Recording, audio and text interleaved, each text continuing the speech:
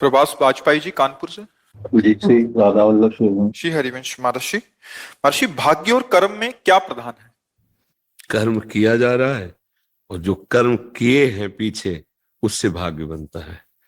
जैसे हमारे गोदाम में बहुत वर्षों का अन्न रखा हो, तो जो उससे आज पिसवा करके आटा बनाकर जो पा रहे हैं, उसे वर्तमान में जो शरीर बना है वो भाग्य लेके आया। उन्हीं कर्मों का फल, शुभ और अशुभ दो प्रकार के कर्म, पाप और पुण्य, दो प्रकार के फल, सुख और दुख, ये पहले से लिख चुका है। इसे भाग्य कहते हैं। और कर्म अब जो हम कर रहे हैं, तो कर्म से कर्म मिटाए नहीं जा सकते। कर्म योग से हम अपने भाग्य को भी बदल सकते हैं। और नवीन कर्म जब भगवान को समर्पित हो जाता है तो भगवत प्राप्ति कराने में समर्थ हो जाता है, परम शांति परम सुख प्रदान करने में। तो कर्म कहते हैं जो अभी हम कर रहे हैं। कर्म दो प्रकार के होते हैं, एक विधि एक निषेध। निषेध माने जिनको नहीं करना चाहिए, और एक जो करना चाहिए, जो पाप कर्म होते हैं, जो पुण्य कर्म होते हैं वो।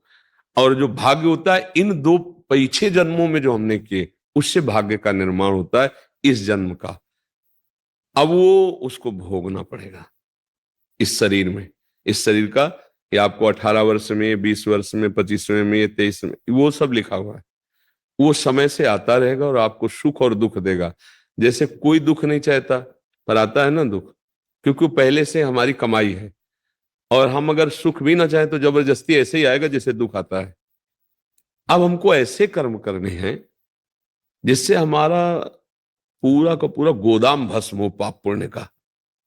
और जो प्रारब्ध भोग है, इसके लिए मुझे क्षमता मिले कि मैं सह जाऊं।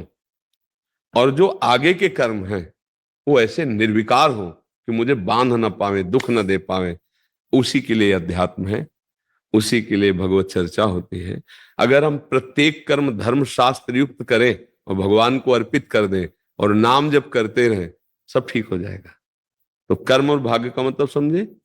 हाँ, भाग्य का जो पूर्व कर्मों का परिणाम केवल एक शरीर के लिए रचा गया है, वो अवश्य में भोक्तव्यम, भोगना पड़ेगा। चाहे आप संत हो, चाहे आप असंत हो, चाहे आप गृहस्थ हो, चाहे आप विरक्त हो, भोगना पड़ेगा। वो भोगना, बाण निकल गया, वो लगेगा लगेगा। हाँ, इतना जरूर हो सकता है कि उसका वेग कम हो जाए।